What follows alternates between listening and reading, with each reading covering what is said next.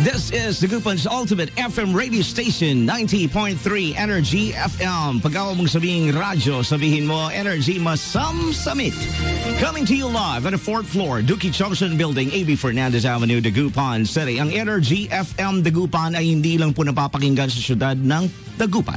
Hindi lang po tayo napapakinggan sa buong probinsya ng Pangasinan, but we are also heard coast to coast, globally, through our radio portal. Kasama po dyan ang ating Energy FM Dagupan FB page. Magandang umaga po sa inyong lahat muli mga kaibigan. Kasama niyo na po ang inyong lingkod, Jay Uriles. At ngayong araw na to, ating mga kapangga, our dear listeners, especially sa Segundo Distrito ng Pangasinan, atin pong hihimay-himayin, atin pong kakausapin ang mga kasalukuyan at mga nagbabakasakaling maluklok sa pwesto. Welcome po sa Tapatan ni Pangga 2022. Isang malaking karangalan na ating makakasama natin ngayong araw at makakausap. Isa pong businessman, former representative, congressman ng 5th District of Pangasinan, who also served as Vice Chairman of Committee on Appropriation. At the same time mga kaibigan, ito yung tinaguran nilang Mr. Ayuda King. Ayan mga kaibigan, without further ado, judge as Mr. Ayuda, Honorable Mark O. Cojuangco. Magandang umaga po, Kong. Welcome po. Magandang umaga, Jay. Magandang umaga sa lahat ng ating panauhin. Welcome po sa ating Tapatan ni Pangga.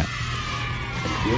Okay, ngayong araw na to, i-adjust ko lang po yung microphone ninyo para mas malapit po kayo sa ating pong. Chief, pa-adjust lang ng mic sandali ng ating pong guest sa ating pong programa. Ayan. We will do it for you po, Kong, para mas malapit po sa inyo. Mas marinig ho natin ang inyong boses. Ayan, adjust lang natin para mas malapit po kay Congressman. At itaas ang mic ng konti. Ayan. Yun, that's way better. Mag-mic test ulit tayo. Hello. Ayan, 1, 2, 3, that's better. 4. Ayun, lumabas lalo yung kagandahan ng boses, no? Yeah. Hindi lang ho magandang boses, guwapo pa. Thank you. Okay, bago ho natin umpisa ng ating Tapatan ni Pangga 2022, hingi lang po muna ako ng pagkakataon na kumustahin po kayo. Kumusta po kayo, Congressman Mark Cojuangco? I'm fine. Good health. Bakunado na ako. Boosted na ako. So wala akong inaalalang COVID. At nagsisipag po ako umikot sa ating distrito. Okay. Salamat po. At hindi pa ho yan ang ating pong tapatan. Mag-i-start pa lang po tayo mga kaibigan. Let me ask po ang ating guest. Kong, are you ready for Tapatan ni Pangga 2022? Yes. Alright, let's get the ball rolling mga kaibigan. Magandang umaga lahat sa mga kapangga natin. By the way, gusto ko lang po ipaalam na pwede ho tayong mag-text ng inyo po mga mensahe sa 0912 782-5884 at 0955-597634. Umpisahan na ho natin ang Tapatan ni Pangga 2022. Isang tapat na tanong, sino po si Mark Cojuangco? Yes, sagutin ko na? Yes po, 1 minute po. Mark Cojuangco, I'm 64 years old na po ako. Ako po ay pinanganak sa Maynila, October 6, 1957. Hindi po ako nagtapos ng kolehiyo. Ako po ay high school graduate. Ngunit ako po ay nagtapos sa School of Hard Knocks.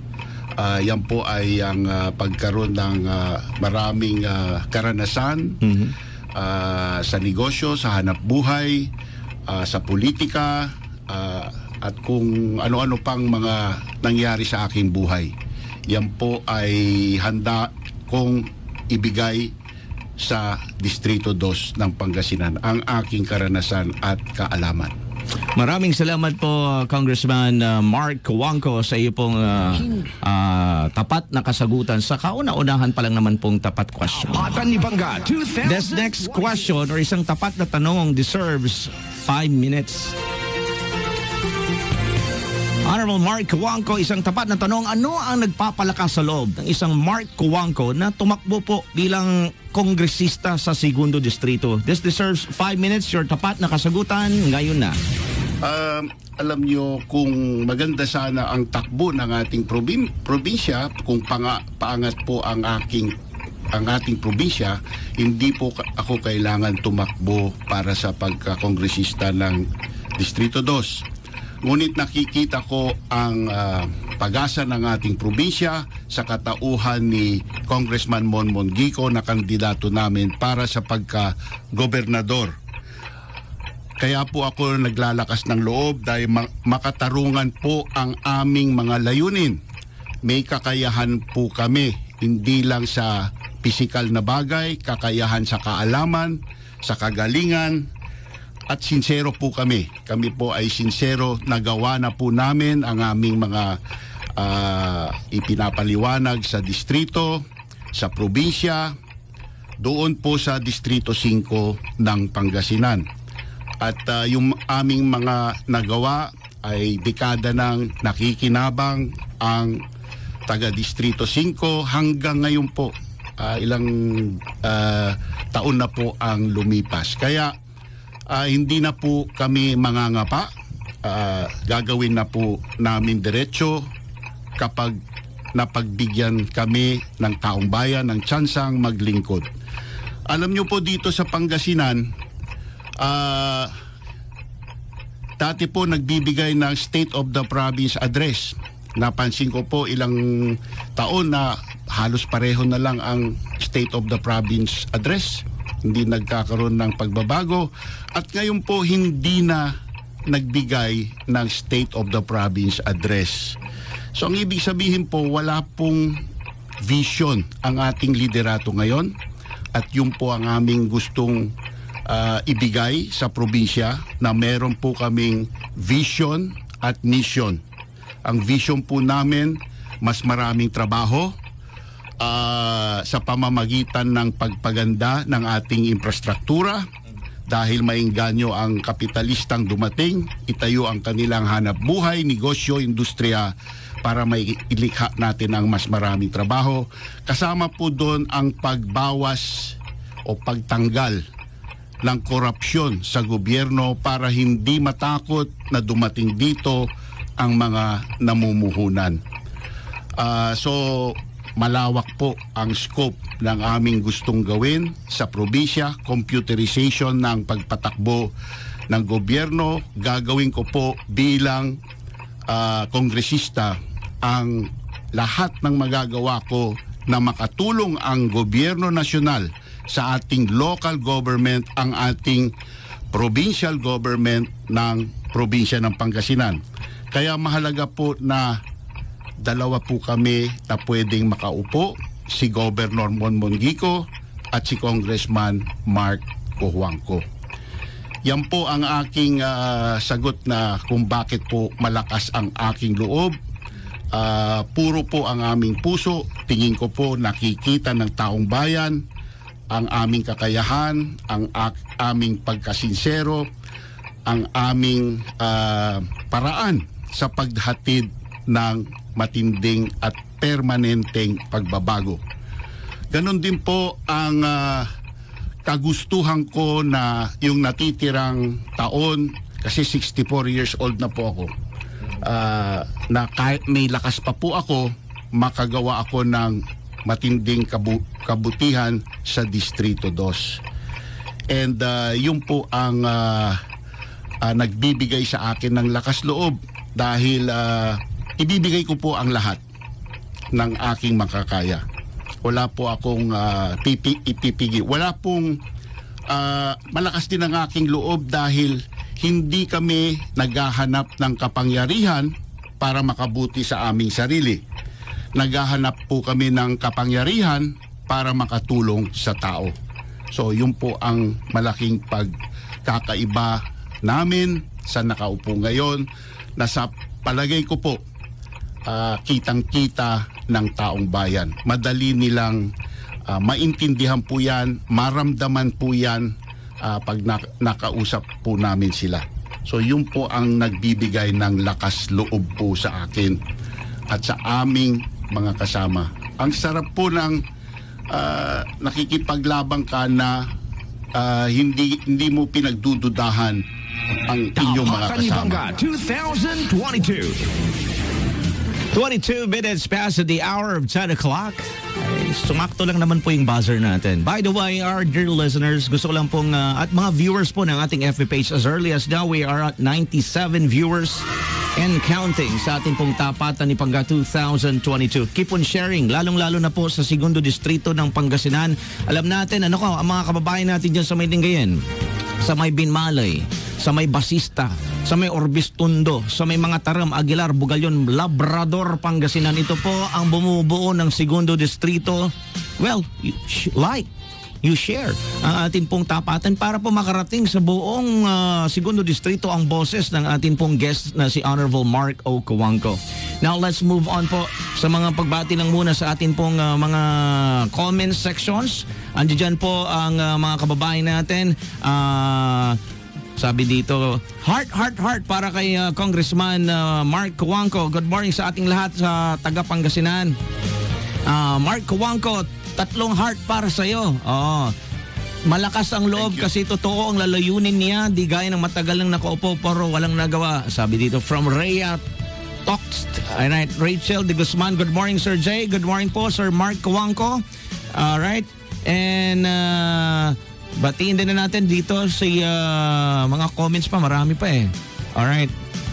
Mark Cojuangco, ako mananalo. Sabi nga Mark Cojuangco pa rin. Alright. And siyempre yung mga comments pwede yung ipadala. God bless po Congressman Mark Cojuangco and Team Aguila. 0912-782-5884 at 0955-976-34. Ulitin ko po mga kaibigan, tayo po ay napapakinggan hindi lang po sa siyudad ng Dagupan ha. Coast to coast, globally, pati sa abroad, marami hong nakatutok sa atin. We are now at 121 viewers and counting. Moving on with our next tapat na katanungan. This deserves another 5 minutes. Congressman Mark Cojuangco, isang tapat na tanong. Ano po ang mga plataforma na nais niyo pong ilatag po sa Segundo Distrito ng Pangasinan? 5 minuto po ito ang yung tapat na kasagutan ngayon na. Pwede niyong sabihin sa maiksing salita, trabaho. At pagdating ng pagkakailangan, ayuda. So, yung trabaho po, bunga po yan ng pagdala ng matinding dekalidad na infrastruktura sa ating distrito. Example na lang po, taon-taon dumadating ang tag-ulan, ang dami pong lugar nababaha, nawawasak ang ari-arian ng tao. Kung may negosyo ka, gusto mo bang dumating sa isang lugar na taon-taon bumabaha? Hindi mo po, iiwasan nyo po yun. So ayusin po natin. Hindi ko sinasabing kaya kong ayusin ang lahat ng lugar na nagbabaha sabay-sabay. Mamili po ako ng isang barangay, isang lugar na kung saan tutuldukan ko ang problema ng pagbabaha. Para yun po ay maging ehemplo ng methodology kung paanong i-address ang problema ng baha. Hindi po yung taon-taon hukay-hukay na pagdating din ng ulan, balik din sa dati, wala pong nagbabago. Yung pagpalapad po ng ating mga barangay roads. Ang dami po nating barangay roads, 2 tricycle lang po, traffic na. Sana man lang 2 Isuzu Elf na maliliit na truck lang, makalusot na walang hindi nagbabara. Yung ating mga highway, ako po ang nag-umpisa ng paggawa ng mga bypass road sa mga bayan-bayan para po walang delay. Dapat po yan malapad, dapat po yan iskwalado sa dating highway para maging padron ng bayan, para magkaroon ng bloke-blocking pag-develop ng bayan para maging isang modernong lugar katulad sa abroad. Ganun din po, magsasample po tayo sa 3 taon. Hindi po yan magagawa lahat, pero meron po tayong magagawang ehemplo. Yung pong sa agriculture, yung pong dryers, bodega. Kahapon po, kausap ko ang mga farmers ng Aguilar. Nangako po ako na gagawin ko pong ehemplo ang Aguilar. Maglalagay po tayo ng industrial dryer bodega doon, malapit sa boundary ng Bugalyon at saka Aguilar. so that yung po ay maging ehemplo rin sa distrito. Dapat po may sapat na kapital yun para mabili ang buong ani ng bayan ng Aguilar. Para sa tag-ulan, hindi po namang problema ang magsasaka na mawasak po ang kanilang ani, masira, maamarilyo, magkaroon ng fungus at masagasaan, mataihan ng ibon, etc. etc. So gusto rin po natin magtatag ng silage making industry para ang ruminants po, ang baka, ang kambing, ang tupa ay may makain po. Magkaroon tayo ng bagong industriya para sa ating mga magsasakang nagmamais. Magkaroon po sila ng bagong produkto, hindi lang po yung butil ng mais, kung hindi yung buong halaman ng mais ay maaani, maiimbak at pwede pong i-preserve yan ng hanggang 2 years. Pwede ipakain po sa mga hayop. So yun po, yung mga fisher folk, maglagay po tayo ng cold storage. Pakiusapan po natin ang mga taga-malayong distrito sa Eastern Pangasinan, magkaroon ng cold storage para ang huli po ng mangingisda, pag sobra, hindi po babagsak ang presyo. Pwede pong dalhin sa Eastern Pangasinan, ilagay sa cold storage. 2 birds with 1 stone po yan. Yung mga taga-Eastern Pangasinan, nagkakaroon ng mas regular na supply ng seafood, at tayo naman nagkakaroon ng merkado kung saan po natin pwedeng ibagsak ang ating mga sobrang huli. Sa panahon ng sobra, hindi po malulugi ang mga mangingisda. Ipaglalaban po natin na lahat po ng ini-import na pagkain, yung palay, yung mais, lahat po ng koleksyon yan sa Bureau of Customs ay dapat mapunta po sa pagsubsidiya ng ating mga magsasaka. Kung ang koleksyon ay galing sa bigas, subsidiya po sa rice farmer. Kung ang koleksyon po ay galing sa mais, subsidy po sa corn farmer. Ganun po ang mga ating gustong ipaglaban. Marami pa po ang social services, no? Pagdating po ng sakuna, ang gusto ko po ay meron po tayong nakaimbak na mga bodega ng mga ibibigay na relief. So palagi pong puno yung bodegang yan at nakahanda. Siyempre dapat umiikot po yun para hindi naluluma ang inventaryo. So dapat po may sistema kung first in, first out para lagi pong meron tayong nakahanda pagdating ng sakuna, ready na po tayong magbigay kaagad ng tulong. Ganon din po ang medical supplies. Dapat handa po tayo sa medical supplies pagdating po ng mga sakuna. Tapatan ni Bangga 2022. Second District of Pangasinan, you are still enjoying Tapatan ni Bangga 2022. The best yan ang congressman ko. Ayan, heart, 1 million hearts for you, Congressman Mark Cojuangco. Kung nagawa niya sa Quinto Distrito, siguradong magagawa niya rin sa Second District. Alright, our lines are open. Gusto ko lang pong ipaalam sa inyo ang ating pong text lines 0912-782-5884. Uulitin ko po 0912-782-5884. At ang ating pong isa pang linya 0955-976-34. Our comments are of course, yan po, na-accommodate ng ang staff ng Energy FM Dagupan. So, we move on sa another tapat na katanungan. This deserves another 5 minutes, Congressman Mark Cojuangco. Isang tapat na tanong. Ano-ano ang mga bagay na sa tingin mong dapat paghanda ang dapat natin gawin sa oras ng kalamidad? Gagawin ninyo sa Segundo Distrito ng Pangasinan pagdating din po, lalong-lalo na nangyari sa Odette, no? At samahan na rin natin ng COVID-19, trabaho, edukasyon at maging sa krimen. 5 minuto po ang iyong tapat na kasagutan ngayon na. Sa baka hindi ko maalala lahat ng topic mo, no? May 5 yun, ano? Pero sa disaster, dapat po tayo may mga evac centers. Okay. No? Dapat po maraming magagandang CR po dyan, paliguan, no? Para pag kailangan yung tao nandun ng ilang araw, madali po silang magawa yung personal sanitation po nila. So may bubong po sila, may facilities po sila, hindi po nagdudumi yung lugar dahil handa po yung lugar makatanggap ng maraming tao. Nabanggit ko na kanina yung stocks ng bigas, ng pagkain, ng gamot na dapat tulungan natin ang probinsya. Unang-una, dapat magkaroon ng budget ang probinsya para sa ganyan, para may kapital pong may inventaryo, pero tulungan po ng national government ang provincial government para lumaki po yung pondong yon. So pagdating po sa COVID, no, ang solusyon ko po is bakuna booster, no? Kasi po kung bakunado tayo lahat, kahit na may lumapit po sa ating COVID, hindi po tatalab sa atin. So protektado po tayo. Sa ibang bansa, ang ginagawa nila ngayon, kung sapat po ang pagbakuna, ang pagbooster, tinatanggal na po nila ngayon ang pagsuot ng mask at saka face shield.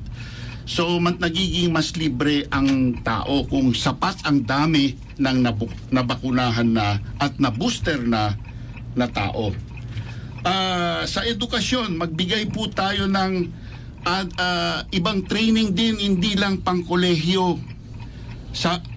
Kasi dapat tayo makapaglikha ng trabaho. Darating ang mamumuhunan kung nakikita nila merong qualified labor pool.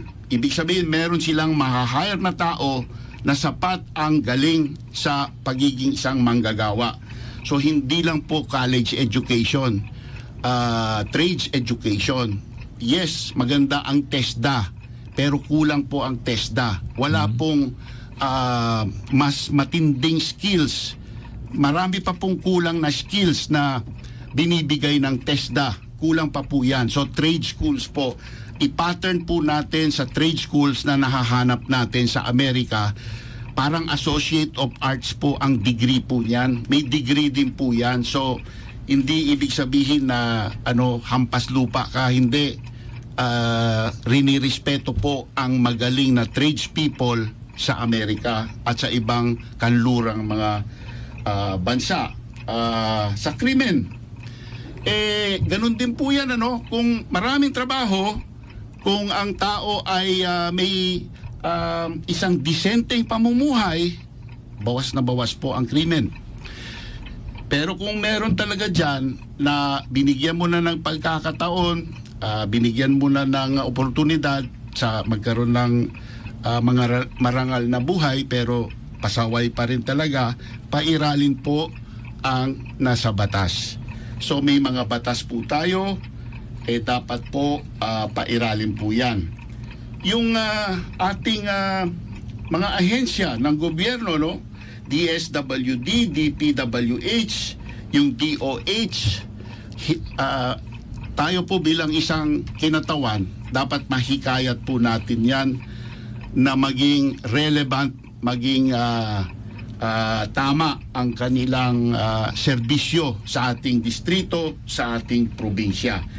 Sa lahat po ng aking binanggit, tungkol sa COVID, sa kalamidad, sa trabaho, sa edukasyon, sa krimen, ito pong mga ahensyang ito ang mga programa po nila, ang mga kaya nilang gawin ay ito po ang makakatulong mabuti para lahat nitong topic na ating kasama na po natin diyan ang Department of Local Government, DILG, isali po natin ang DILG. Ang congressman po ang kinatawan ng distrito sa gobyerno nasyonal. Bombahin po natin itong mga ahensyang ito para maghatid ng magandang serbisyo sa atin. Yun po. At tumulong din sila sa ating provincial government. Tapatan ni Bangga 2022. 37 minutes past the hour, 10 o'clock. More of their greetings coming in. Sir Mark Cuangco, para sa pagbabago, markado. Mark my word. Mark Cuangco. Yan. Sir Mark, para sa pagbabago, mark my word. Mabuhay ka, Mark Cuangco. 3 hearts for you. John Joel Zereso. Ayan, may mga questions lang pumapasok. Para sa pagbabago, kay Mark ako. Go Kong Mark, markahan ang pagbabago. Go Team Agila. Ayan, 10:37 ng umaga. Ulitin ko po yung mga nagte-text, marami na hong pumapasok ng mga katanungan. Mamaya-maya ng konti, papasok ko tayo sa No Holds Barred. Iyan ho naman napag-agreehan ho namin kanina at even sa mga past na mga kausap natin ng mga na ating mga guests o speakers sa ating programa, willing ho silang pumasok sa No Holds Barred portion. So, ibig sabihin yung mga questions ninyo, atin pong i-dish out. 10:38 ng umaga, let's move on sa isang tapat na katanungan. Well, this deserves only 1 minute po, Kong Mark. Ano po ang inyong magiging komento dito? Isang tapat na tanong, anong masasabi nyo sa no bakuna, no labas policy, sakay policy, no vaccine, no sakay policy na maaari ho magkaroon ng domino effect? It was approved ng LTFRB dyan ho sa may Metro Manila. Baka may sakaling pong mangyaring domino effect ito sa lalawigan ng Pangasinan at syempre partikular na sa Segundo Distrito. Isang minuto lang po ito ang iyong tapat na kasagutan ngayon na. Alam nyo, mas less dense ang Pangasinan kaysa Metro Manila. So ang chances ng hyper-spreading ng COVID-19 is less sa probinsya. Kung sapat po ang dami ng voluntary na magbabakuna at magpapaboost, then hindi na po sila mahahawa. Pagdating po ng COVID sa kanila, mamamatay yung COVID. At kung sapat po ang dami na yun, hindi na po kailangan ang no bakuna, no sakay. Kasi kahit yung mga ibang tao, kung bakunado sa loob ng jeepney, pagpasok po ng hindi bakunado, hindi naman makaka-apekto. So, yun po, no? Sana po ang nakararami ay mabakunahan at maboost. Kasi pag boosted ka na at nabakuna ka na, parang ikaw mismo ay block sa infeksyon, no? So, pwede natin yung civil liberties pwedeng mas ma-preserve kung sapat ang dami ng nabakunahan na. So, ako, sana example ako kasi boosted na ako. Example po ako sana na magpapakuna na kayo lahat. Okay. Advocating vaccine po, COVID-19 vaccine, si Congressman Mark Cojuangco. Now, this part naman po, deserves another 5 minutes. Ulitin ko, 0912-782-5884, 0912-782-5884 at 0955-976-34. Isang tapat na tanong, this deserves 5 minutes. Kung ikaw nga po ay mabigyan po ng pagkakataon na maupo bilang kongresista ng Segundo Distrito at hindi naman po pala rin ang iyong mga kapartido, ano at paano niyo po pakikisamahan ang mga nasa kabilang partido? 5 minuto po ang ibibigay natin dito. Your tapat na kasagutan ngayon na. So, ang ibig niyo pong sabihin, kung hindi po manalo si gobernador, ganun ba ang tanong po? Yes po. Kung halimbawa kayo po ang palarin at ang mga kasama nyo ay hindi po palarin. Okay, so number 1 po, hindi ko po nakikita na hindi mananalo ang aking kandidato na si Governor Monmon Gico for the simple reason na po na napakasipag po niya. Alam nyo, nung ako po ay komandidato para sa pagka-gobernador, hindi ko po napuntahan ang lahat ng barangay ng ating probinsya. Ngayon pa lang po, mahigit 750 na barangay ang kanyang napuntahan out of the total 1,333 barangays.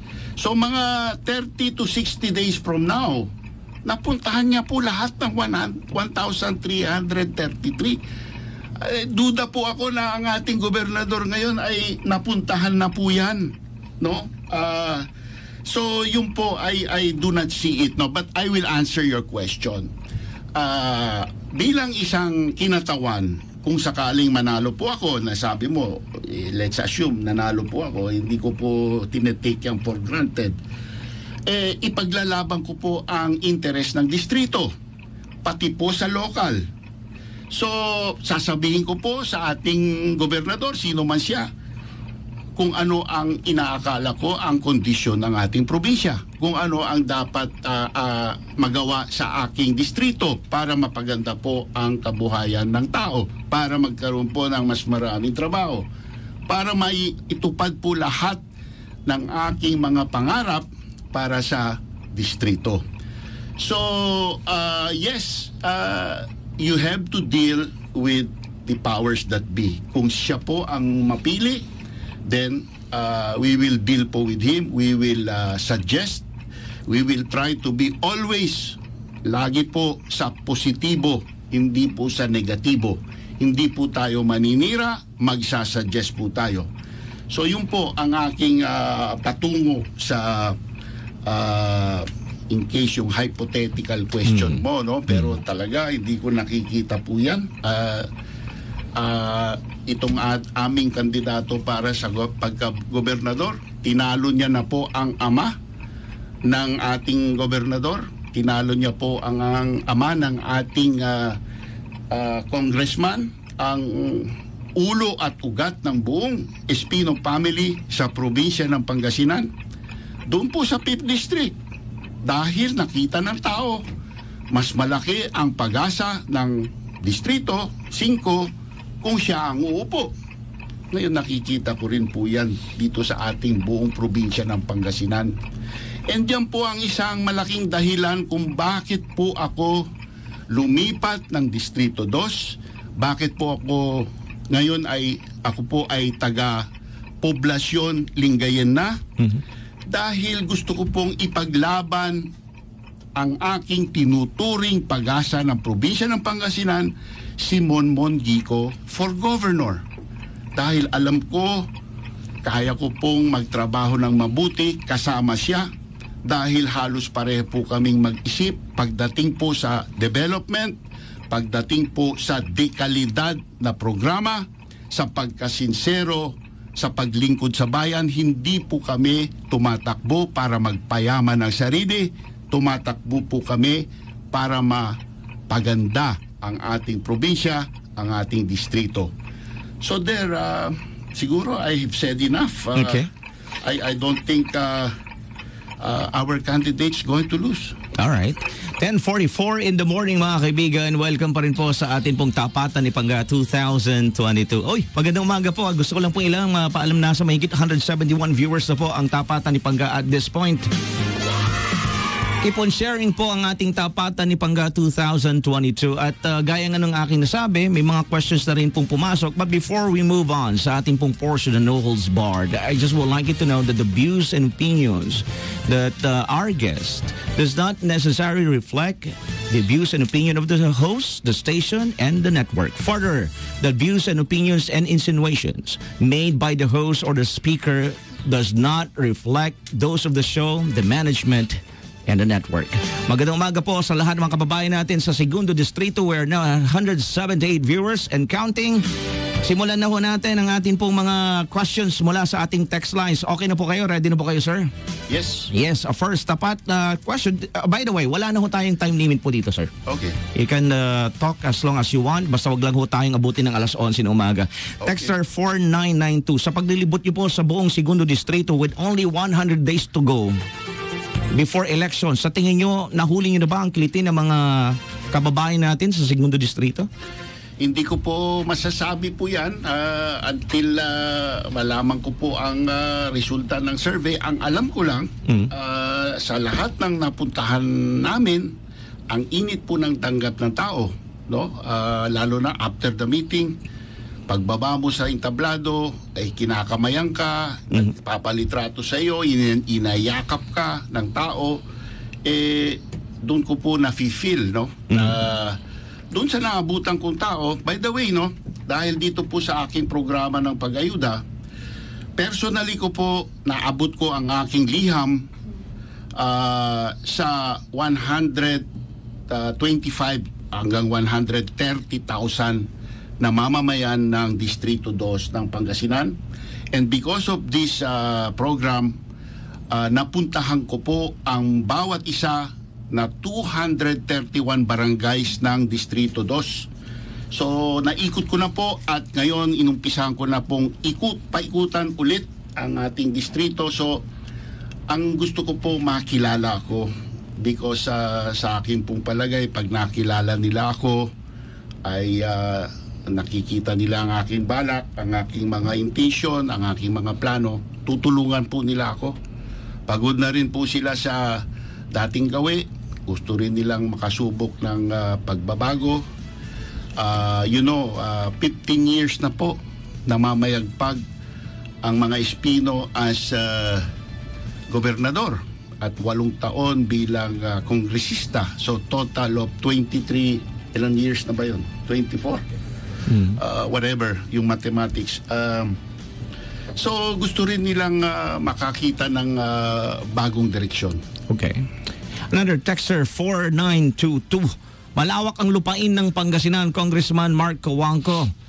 Pangasinan is agriculture raised production. Main source of income is agriculture. You were indulged into farming. Mahilig po kayo sa farming. Ano po ang plano niyo sa mga magsasaka ng Segundo Distrito? Yes, nabanggit ko nga yan kanina, no, sa aking mga plano.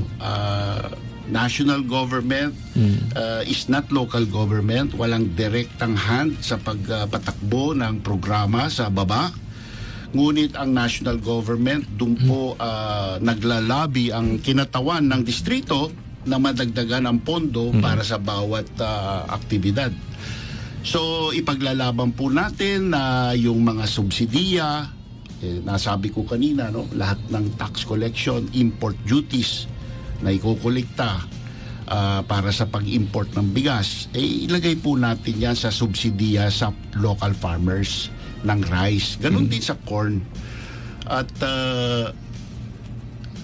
ilabi po natin sa Department of Agriculture yung mga post-harvest facilities. Wag po yung patingi-tingi na after 2 or 3 years, basura na po.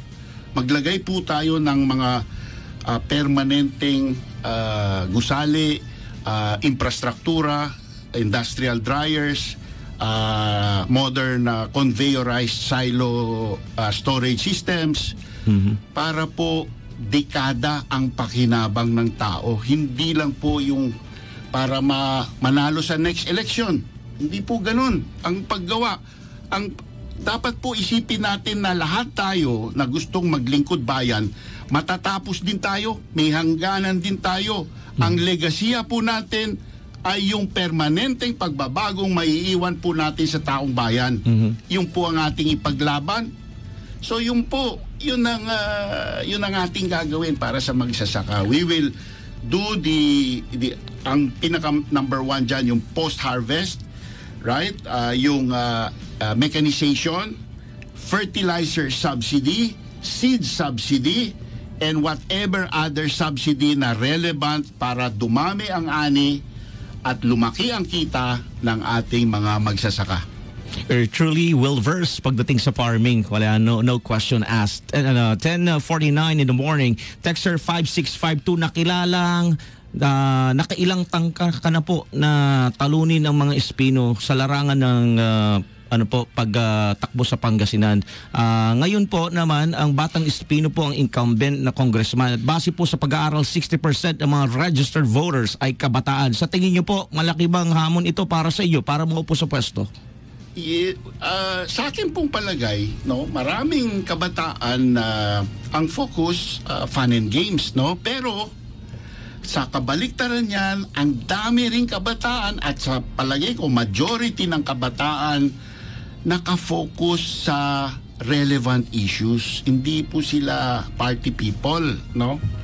So yung mga nag-iisip na kabataan, sa aking palagay, pag nailatag yung programa at naintindihan nila, mas pipilian po nila ako kaysa yung incumbent na, well, ayokong manira, no? Pero ang naasikaso po, Facebook, right? Basketball, and mga ganun po. I would rather want to be deeper, no? I would want to give the youth a chance to be substantive. Ibig sabihin, yung mga susuportahan nilang idea, yung physical na makikinabang ang lahat. Mapapaganda nila mismong sila mapapaganda nila ang kanilang kinabukasan. So that is what I want to sell. Gusto ko ibenta ang ideya na yon sa ating mga kabataan. Kayo ang pwedeng maging susi sa isang mas magandang kinabukasan. Tulungan nyo akong ihatid yan. Yan po ang aking mensahe. Texter 8574, tanong ko lang kay Sir Mark, bakit nyo naisip tumakbo sa 2nd District? Ano bang nagawa nyo dyan sa 5th District ng Pangasinan? Ay, alam nyo, kung bibigkasin ko lahat, abutin tayo ng oras po dito, no? So, hindi po appropriate na magbida po ako dito. Masasabi ko na lang na 9 na taon po ako naglingkod bilang kongresista, 3 termino. Yung 2 huling termino ko, wala na po akong naging kalaban. At kung siguro wala akong nagawang mahusay at hanggang ngayon po nakikinabang po sila doon sa mga aking ginawa. At yun din po ang naging pundasyon ng tagumpay ni Monmon Gico. Yung nahikayat niya ang napakalaking Japanese company na magtayo ng industry sa Binalonan has its roots in better infrastructure in the 5th District of Pangasinan. Doon lang na umpisahan yung bypass roads ng mga bayan-bayan. After that, kinopya po nila kami, no, sa buong Pilipinas. So, ibig sabihin, may ibig sabihin po yung aking mga nagawa. So, 9 years, 3 terms, 2 without kalaban, I think my record speaks for itself. Hindi po ako pinaulit-ulit na congressman kung hindi po ako minahal at wala po akong nagawang kabutihan sa distrito. So, I think my record speaks for itself. Texter 3934, bigyan nyo lang po kami ng 2 nagawa ninyo sa 5th District para magbago po ang isip namin at iboto kayo sa 2nd District. Okay, sa maraming barangay ng maraming bayan ng distrito, natuldukan po ang problema ng baha. Hindi na po bumalik after ko ginawa at hindi po standard solution. Ang nangyari po ay pinakialaman ko talaga ang engineering ng DPWH at kumuha po ako ng mga pribadong engineer para pag-aralan at mag-suggest sa DPWH. Pinaglaban po natin yan ng matindi. And then yung mga bypass roads and malalapat na highway, yung bypass road po ng Urdaneta, 30 meters po ang right of way niyan, 6 lanes. Meron po yan 2 sidewalk na tig-5 metro ang lapad. So, nabago ang mukha ng Urdaneta, no, dahil po doon, tumaas po ang lahat ng halaga ng lupain. Dati po, yung agricultural land lang, ngayon, binibenta ng farmer milyong-milyong piso. Nagkakaroon tuloy sila ng kapital, no? So, yun po, ngayon, Villasis, ganun din po. Yung tulay from Villasis to Santo Tomas, trabaho po naming mag-asawa yan. Hindi pa po na-construct, pero it is part of the National Expenditure Program. So, multi-year program yan. So, 2 na po ang aming major tulay na tumatawid po sa Agno River. Ngayon nagkaroon po ng industrial, commercial, business corridor from Villasis ngayon hanggang Binalonan, pero aabot po yan ng Pusurubyo. So, wala pong distrito sa buong Pangasinan na may ganyan. Kung kaya ang dami pong nakukumbisi, hindi na kinukumbisi, nakikita nila ang ganda doon. Sila na mismo ang dumarating, bumibili ng lupa, nag-speculate, nagtatayo ng sari-saring hanap buhay at negosyo, industriya, kaya naililikha ang maraming trabaho sa 5th District ng Pangasinan. Alright. Texter 4443, since then you are a staunch supporter, advocating po ang nuclear energy. Kindly help us understand at kung anong sakaling magiging kongresista ho kayo ng 2nd District ng Pangasinan, itutulak niyo po ba to? Alam nyo, Jay, this deserves a program by itself, no? Kasi para pag-usapan natin ang nuclear, kailangan ko ng oras, no? Hindi ko masasagot yan sa 5 minuto. Yes, 15 taon na po akong advocate, tagatulak ng murang kuryente, mura at malinis at reliable na kuryente. Tinutulak ko po ang pagbukas ng Bataan Nuclear Power Plant. tinutulak ko po ang pagtayo ng isang fleet ng nuclear power plant na kalat-kalat sa buong Pilipinas. Dito po sa probinsya ng Pangasinan, 2 administrasyon ng Espino, na hikayat ko po ang board members magpasa ng panukala sa ating provincial board, resolusyon na iniimbita ang gobyerno nasyonal na mag-locate dito sa probinsya. 2 administrasyon po yun, so 6 years apart. Ngunit ngayon po, hindi ko po itutulak na magkaroon ng nuclear plant sa Pangasinan. Bakit? Dahil po sa politika. Sinasabi po ng ating mga kalaban, katunggali, na gusto ko daw pasabugin ang probinsya ng Pangasinan. So ang mangyayari po ngayon, itutulak ko po yan sa lahat ng ibang probinsyang coastal sa Luzon muna. At gusto ko pong makita ng taga-Pangasinan na ay sayang, sana tayo yun. Kasi ang come on po nun is gusto ko na yung mga probinsyang yun na mag-iimbita, mag-host ng nuclear plant, magkaroon po sila ng libreng kuryente base year, no? Let's say 2025, doon ang kontrata. O anong konsumo nila 2025? Sa 80 taon na buhay ng nuclear plant ay magiging libre yung ganong kadaming kuryente. Ngayon, kung ang probinsya, yung distribution charge na lang ay charge sa tao. So, pinakamurang kuryente sa buong Pilipinas, saan darating ang mga namumuhunan? Saan magtatayo ng negosyo at industriya? Hindi ba doon? O so, uunlad na gusto yung probinsyang yon. So, yun ang gusto kong. Hindi naman kailangan ako ang congressman para magkagusto ang probinsya na magkaroon ng nuclear plant. Kahit lagpas na po sa panahon ko, pwede pa naman no? Ngayon, ang dapat obserbahan ng Pilipino, hindi lang taga Distrito 2, na ang dating pinagtatawanan po natin na bansa, na ang Bangladesh na ubod ng hirap nung araw, ay ngayon, next year, sa susunod na taon, 1,200 megawatts po na nuclear plant ang bubukas. Ibig sabihin, hindi umpisan gawin. Aandar na po. So that is ang katumbas po nyon, 4 na BNPP. At ngayon, nagbabalak ulit bumili ng more. So, pag naunahan na po tayo nitong dating pinagtatawanan nating mga bansa, marirealize na po tayo na nagkamali tayo sa nakaraan. At alam mo, laki ng savings ng nuclear For every 1,000 megawatts ng nuclear capacity, maiiwasan po ang importation ng between $500 to $600 million a year sa pag-import ng carbon. So, isipin nyo kung yung buong fleet nuclear, ang maiiwasan na importation ay bilyong-bilyong dollar taon-taon. Yung ating mga kamag-anak, ini-export po natin sa ibang bansa para kumita ng dollar. Tapos pagdating dito ng dollar nila, mag-i-import lang tayo ng coal at susunugin lang natin. Sayang naman yung oportunidad na dapat yan ay ginamit sa pagtayo ng mga infrastruktura na makikinabang po tayo ng dekada-dekada. Hanggang sa apo natin sa tuhod makikinabang.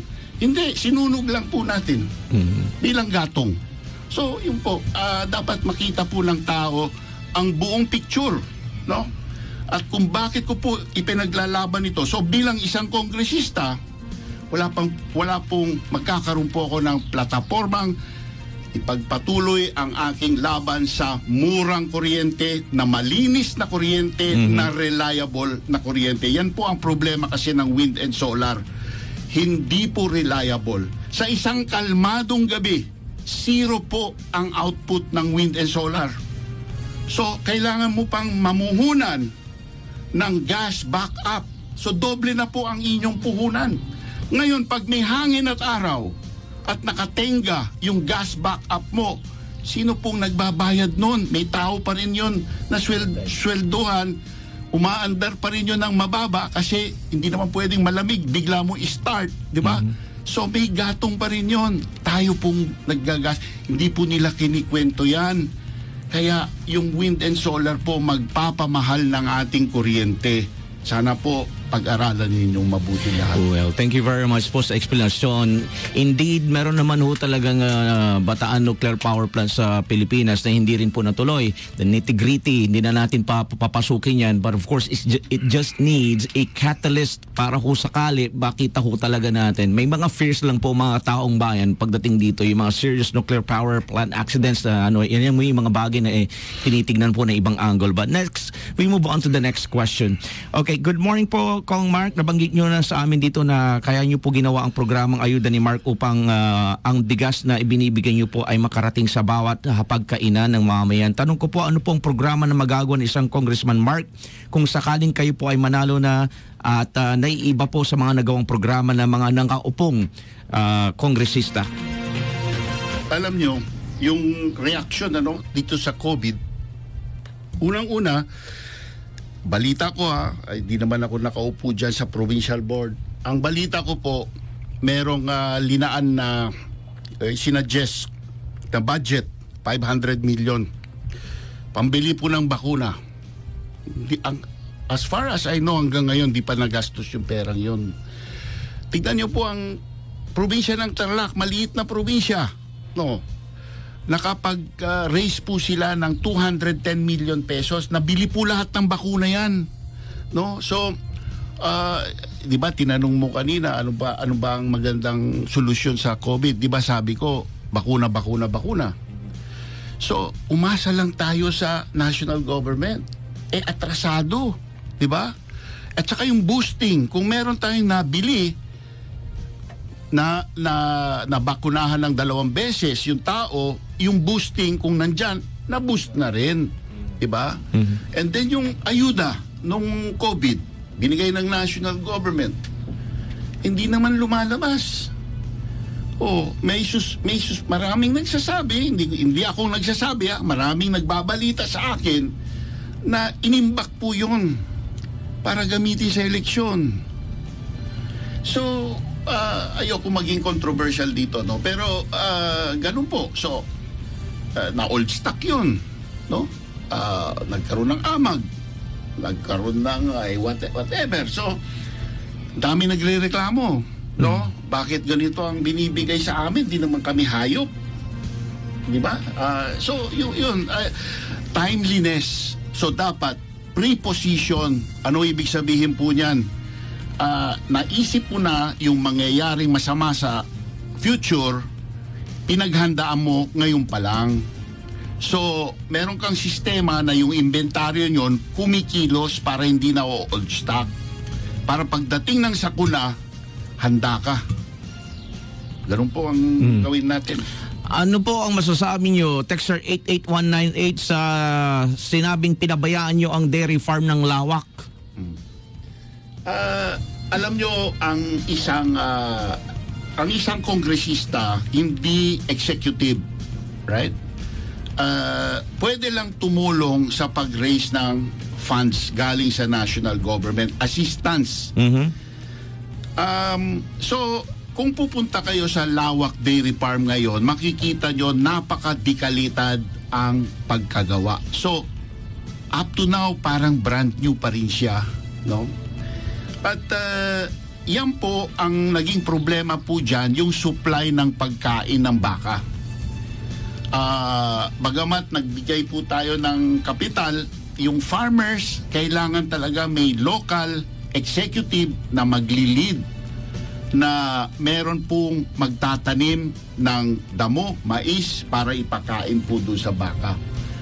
Ngayon, natalo po kami, no? Mm-hmm. So, hindi po na yung last stage, yung paggawa ng silage making, which is pwede nyo pong imbakin yung ani ng mais. Yung buong halaman hindi yung butil lang, no? Iaatsara mo. Kaya may 4 na silo po doon dahil imbakan ng pagkain ng baka. Parang iaatsara mo yung pati dahon, tangkay, basta green pa, i-chop mo, ilalagay mo doon, tapos yung po ipapakain sa baka. Kung sapat ang pagkain ng baka, tagumpay na yung dairy. Kasi umabot na po kami ng 2,500 liters a day. Mm-hmm. na nakikinabang po ang mga bata na sa school feeding program. At ang dami pong na-train po doon na dairyman na pumunta po sa Saudi Arabia, sa Almaray, pumunta po sa New Zealand, pumunta po sa Australia, na nagkaroon po ng hanap buhay na maganda. So mahigit 450 po yan yung graduates namin na napadala bago po nagsara yan. Ngayon, napag-usapan po namin yan sa grupo na kapag po nanalo si Governor at kahit di po ako manalo, pero sana pagbigyan po ako, tutulungan ko po siya na mapaandar ulit yan with a silage making industry. So magiging bagong merkado po yan sa ating magsasaka. Hindi na po nila kailangan i-dry yung corn grains nila dahil aanihin po yun ng makina na buong buo, tangkay, dahon, lahat gigilingin, imbakin doon sa mga silo na yon at magiging matagumpay ulit yung dairy po na yan. Alam mo, sayang na sayang kasi dinadayo po yan ng taga-ibang bayan para lang makainom na. Kasi ang sarap talaga ng fresh milk yan. Sandali lang po, no? Ngayon, tinake over ng probinsya. Kasi po, nung nabalitaan ng mga Espino na nag-dairy ako, imbis na mag-synergy kami, kasi yan po ang isang hindi namin pagkaunawaan ng mga Espino, no? Kami ang tumulong na makaupo yan. Lahat kaming magkaibigan. Yung mga kasama na kung ngayon, tumulong makaupo po sila. Imbis na magkaroon ng synergy, nung nagtayo po ako ng dairy, kami ng dairy sa Pitt District, nagtayo rin sila ng sarili nila para masabi nila, dairy rin sila ng kalabaw. Right? Di naman bakay, di naman naiinom ng bakay ng bata yung gatas ng kalabaw dahil sobrang butter fat, masyadong nagtatai po yung bata pagka gatas ng kalabaw dahil sobra pong butter fat. Okay? So, imbis na maging paraan sila, kasi executive ang probinsya eh. Imbis na maging paraan sila para tumulong mag-succeed ang isang pioneer program sa Pitt District, kinompetensya nila sa politika, right? Yung po ang aking isang mga hinanakit kung bakit gusto kong magkaroon ng pagbabago ang ating probinsya. Kasi masyado po silang clanis, masyado po silang kami ang dapat may karangalan. Pag may nakaisip na iba, hindi okay. Pero pag sila, okay. Yung tanong natin, ano ba performance ng kalabaw nila ngayon? Yung dairy nila sa probinsya, ano ba performance? Nasaan na ba yung mga financial report? Tanong po natin. Okay. Okay. Ikumpara po natin. Alright. I have to dish out the last question ng ating kababayan, mga kaibigan. We're overtime ng 8 minuto, pero last question na po to. Kung sakaling hindi kayo palarin ngayong susunod na eleksyon, tatakbo pa ulit po ba kayo? Hindi na. Kasi nakumbinsi lang akong tumakbo. Actually, retired na po ako. Ang aking ama, yumaong nung around a year and a half ago. So, magmamana ako. Hindi po ako naghihirap sa buhay. Sapat po para maging komportable po kaming lahat hanggang sa apo ko. At ako po ay, nung naabutan po akong bago na kumbisi, ako po ay nagtatanim ng orchard. At actually, bumili po ako ng lupa, magiging farm, isang korporasyon, Wild Fruit Orchards and Farms. Tinayo ko po, bumili po ng orchard, na magiging orchard sa Tayug, 33 hectares po. So yun po ang aking passion, ano, na doon ako, magre-relax ako, magtatanim ako. Pasaya na po ako doon, no? So, nahikayat ako tumakbo dahil ang sabi sa akin, tignan nyo itong ating probinsya, hindi na ito paangat pabagsak na to Dati top 10 tayo sa sukat ng ekonomiya, dami ng trabaho, taas ng sweldo. Ngayon po, wala na po tayo sa top 10. Ano pong ibig sabihin nun? Nalusutan na po tayo ng mahigit 10 ibang probinsya sa Pilipinas. So kulelat na, nangungulelat na ang Pangasinan ngayon. Kaya pag kailangan ng trabaho sa Pangasinan, mag-abroad, mag-Manila, mag-Pampanga, mag-Valenzuela, Bulacan, Tarlac, Nueva Ecija, Baguio, Ilocos. Hindi po dapat ganoon. Tayo ang pinakamalaking probinsya sa Region 1. Dapat tayo ang leader sa economy. So, yun po. Sana pagbigyan kami, ang grupo ko, ang gobernador ko, at ako rin sana, bigyan po kami ng pagkakataon maghatid ng malaking pagbabago sa ating probinsya para umangat ulit ang ating probinsya ng Pangasinan. Maraming salamat po, Honorable Mark O. Cojuangco. Overtime na ho tayo pero we will give the chance kay Congressman Mark para magpahatid ng kanya pong huling mensahe sa mga kababayan nating nakikinig po sa Segundo Distrito. Congressman Mark? Yes, ako po ay humihingi ng tulong ninyo. No? Kasi mahal ko po ang ating probinsya. At ang paraan po na magkaroon ng pagbabago sa ating probinsya, ang isang malaking paraan ay yung aking pagtayo bilang poste at haligi ng aking kandidato para sa pagkagobernador, si Monmon Gico III. Sabay po dyan, malalim po at malawak ang aking karanasan bilang isang kongresista, bilang isang negosyante, bilang isang tao. 64 years old na po ako. Dumaan po ako sa hirap, dumaan po ako sa pagsusubok. Lahat po ng karanasan at kaalaman na yan, dadaling ko po dito sa Distrito 2. Hindi na po tayo mag-aaral, maging mahusay na kongresista. Mula sa unang araw kung paupuin niyo po ako po ay magiging isang mahusay na congressman ninyo. Tulungan niyo po ako para sa ating probinsya, para sa ating distrito.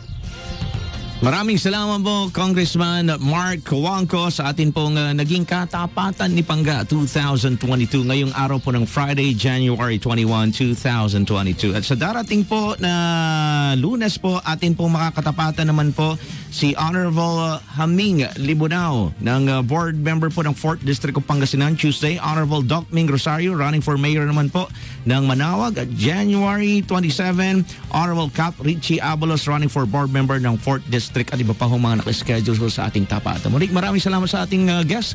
Stay safe, stay healthy.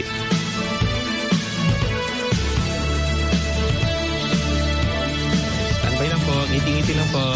Nasa area pa tayo ng Facebook.